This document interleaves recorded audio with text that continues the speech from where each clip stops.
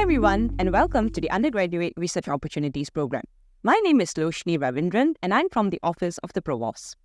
The Undergraduate Research Opportunities Program, otherwise known as UROP, seeks to encourage students to be involved in research activities to enhance the intellectual process of inquiry. REX, which is our latest launch, stands for Research Experience and is a course upgrade to UROP. The upgrade seeks to further delve upon research foundations and enable students to explore scope for future research developments with inspiration from their UROP project. Seated with me today is a final year biomedical engineering student at the National University of Singapore and NUS College who aspires to be an academic and higher education administrator. His research focuses on leadership, interdisciplinary education, as well as diversity and inclusion in higher education. He aims to research and develop educational programs that foster society-centric leaders and support policies recognizing the unique potential of all students. In his free time, he enjoys singing, performing, and drinking teh tarik. Without any further ado, I'm pleased to welcome Gautham.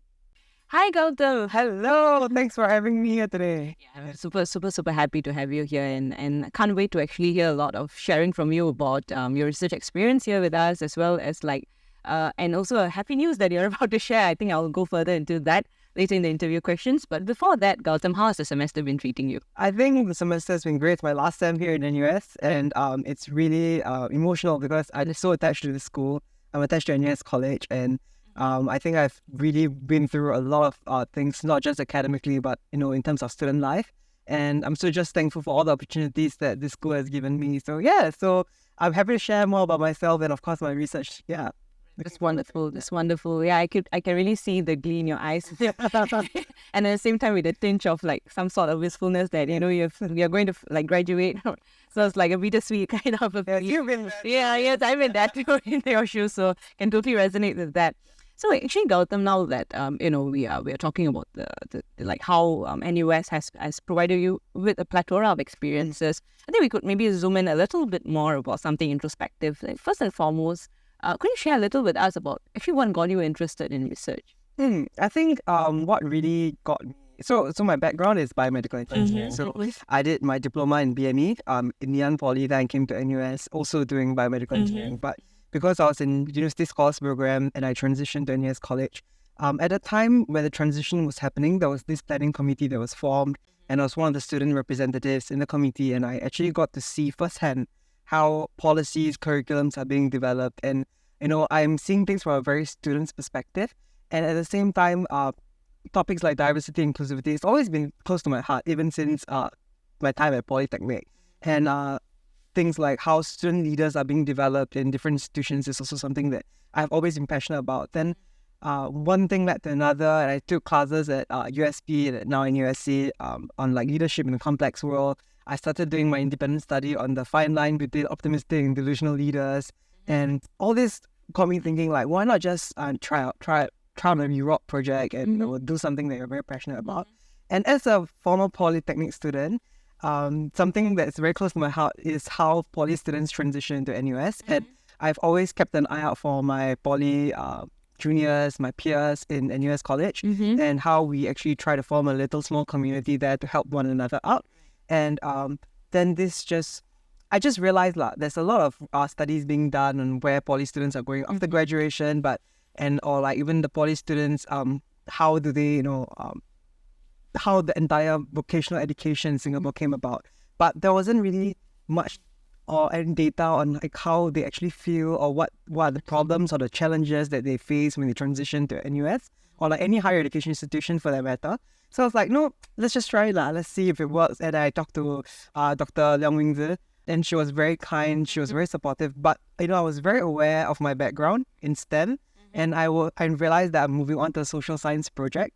Yeah, so she gave me a lot of guidance, and she supported me all the way, and I managed to do my UROPs on that. That's wonderful. That's really, really inspiring. And what I really like in that is really that you didn't kind of have that kind of any hesitation to go forth with something that's interdisciplinary, like what you had mentioned. It was actually like a case of a STEM student foraying into a non-STEM kind of an experience, like, or rather I should put it as a humanities and social sciences kind of an experience. And I think that would have been really invigorating for you in many ways. And now that you have actually mentioned about the project, I thought of actually like asking about it a little bit more. Like, so in short, your research project is on inclusivity in higher education, gaps in polytechnic students transitioning to NUS. So you, as you mentioned, you're kind of dealt with this question topic on skills from polytechnic, which was some of your themes: academic rigor, social integration, peer interaction, transitioning, and acclimatization. So what was really your motivation behind choosing this particular research topic for your research project? So because I'm also a polytechnic student, and I realized that, I really sayang the polytechnic students a lot. So I was like, let's just do something and see what they feel. And beyond that, beyond just doing the research, I think more importantly, what I really wanted to do is see if there are any existing policies or existing methods of teaching or pedagogy practices in the NUS that we can actually move slightly, because I understand as a big institution, it's very hard to just, one person go and rah-rah a bit and then we just change the whole policy or don't do a referendum or whatever. But is there anything that we can move or, change? And that's where the themes came out, like academic rigor, language used in the classroom. So for instance, many of the students I've interviewed, the polytechnic students, they actually highlight that the faculty members or the facilitators of the class sometimes assume knowledge. So for example, they say, oh, you learned this mathematics equation in your H2 A-levels before, and and then I realized that it's not just affecting the poly students, because let's be real, like in NUS College at least, we have many international students. This is affecting the morals of those students. It doesn't, the faculty members didn't intentionally do this. This is just like an out of habit thing. They didn't intend to cause hurt to someone, but at that moment they feel secluded. And psychologically, that really affects the way they feel about themselves. It doesn't help. There are already stereotypes and perceptions about polytechnic students, coming into higher education already. And all of these coming in together, we get to see how different complexities and tensions play together. And other than that, how they integrate with their peers. So simple things like, we go to orientation, so now we call it onboarding in NUS College. You ask the question, oh, which JC were you from? Like, imagine you're in a dining hall filled with people, everyone's just like, oh, yeah, I'm from RI, I'm like from Hwa Chong. And then you're like, oh, I'm from Ngee Poly. Then everyone just keeps quiet. Yeah, so this is something that some of the interviewees experience, some of the students. So, and orientation is such a crucial part of student life when a student comes in and kickstarts their entire uni experience. And that's why these kind of small things, then as a student leader, can we then program to simply ask, what do you do before you came to NUS? Instead of asking, what JC do you come from? So it's all like all these small little things that I think can help make our NUS a more inclusive community together, not just for our polytechnic students, but for our international students as well. Yeah.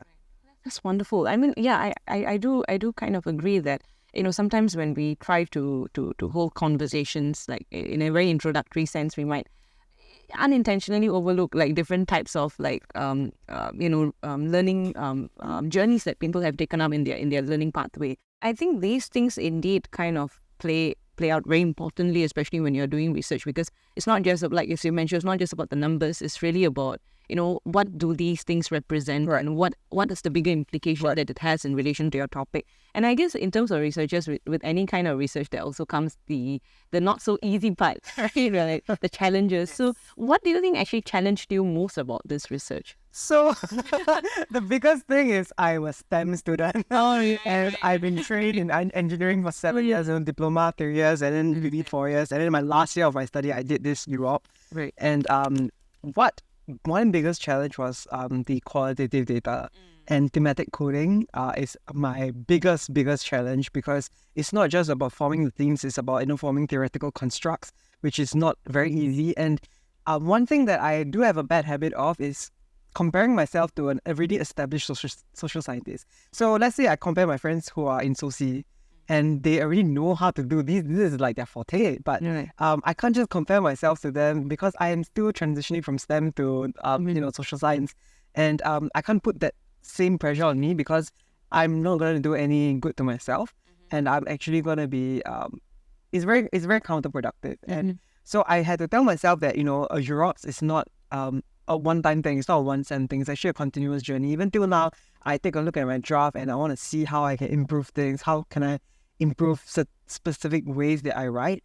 And one thing that I realized in NUS College as well, when I do like political science mods or non-STEM mods, some of the writing habits that I have from STEM comes over. Yeah. And like simple things like, when you write technical report, it's normal to sometimes have bullet points, but you can't do that in an essay. But sometimes I do that, I get scolded. So these are all just the small little nuances that happen. But the biggest mind-boggling or like the most challenging thing I faced was the fact that at the back of my head, I knew that I'm STEM and I might not be as good as a social science student at this point of time, but because I kept telling myself it's a work in progress, somehow I just came out of it.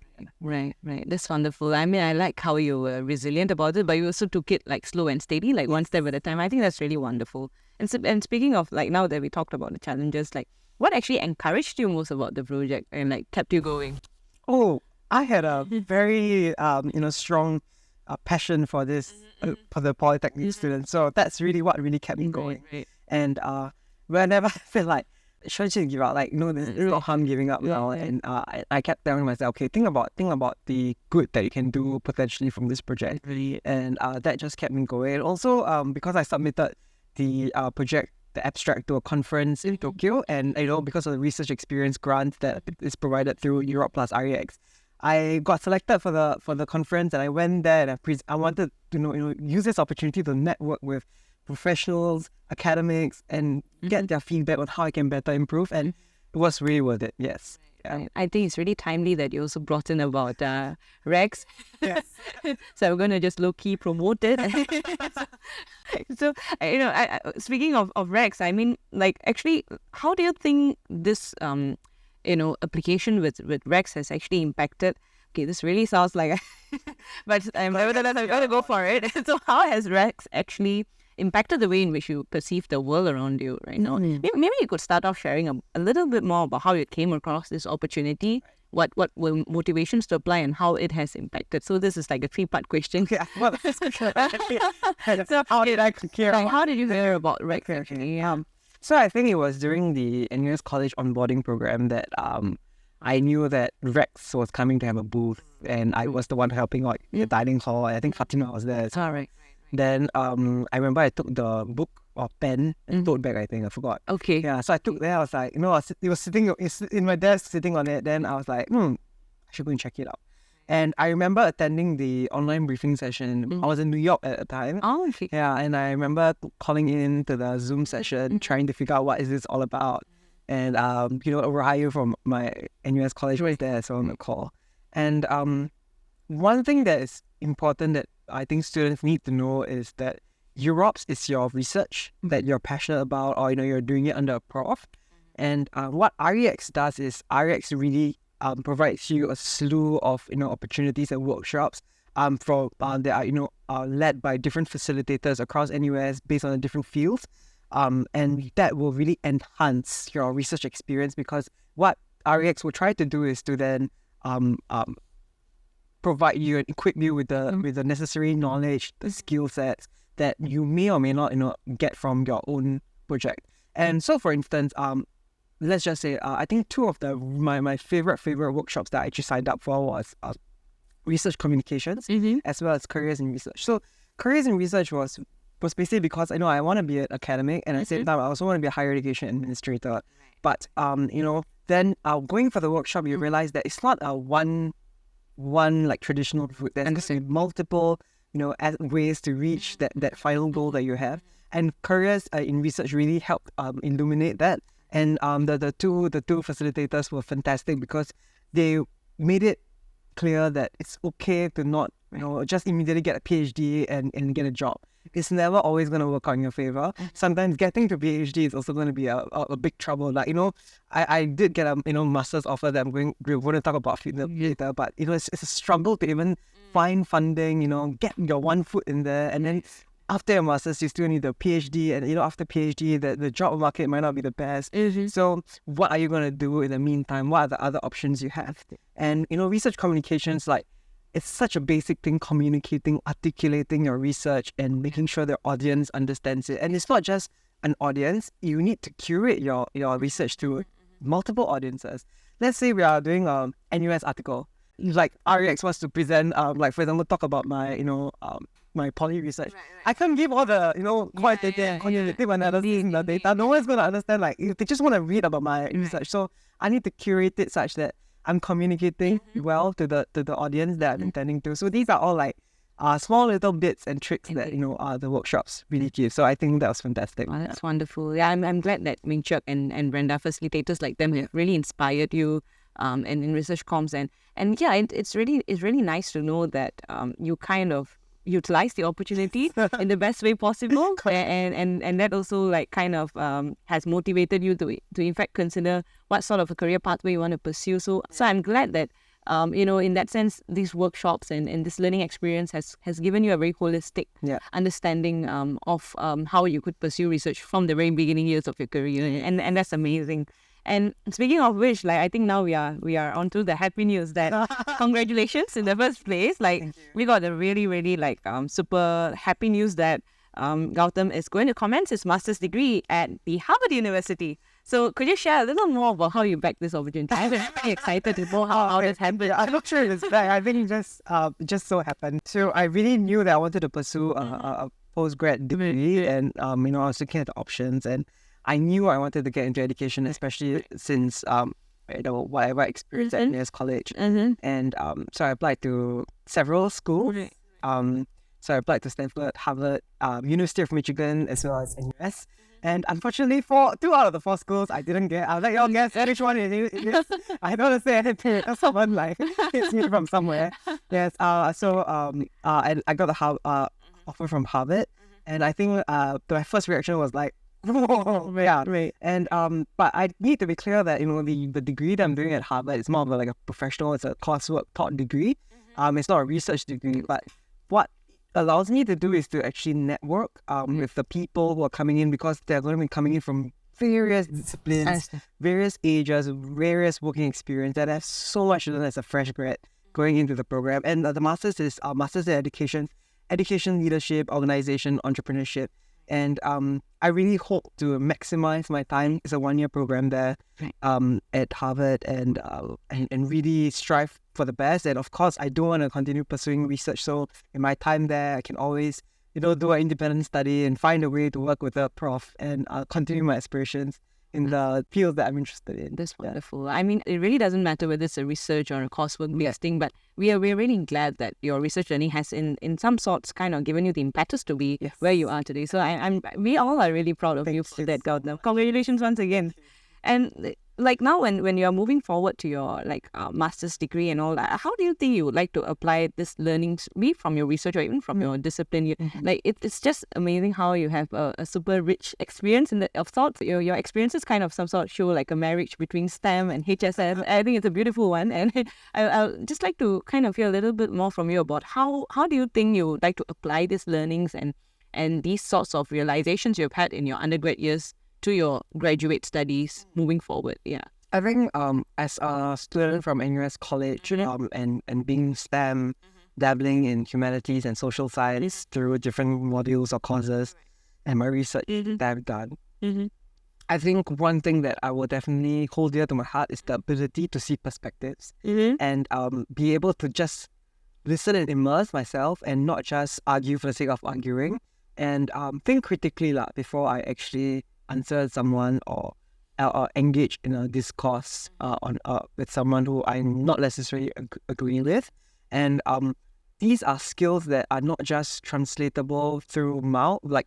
I don't have to always argue through mouth. You can argue through your writing. You can disagree with authors. You can have a discourse with authors out there. And these are all the skill sets that I'm actually looking forward to applying at my time moving forward.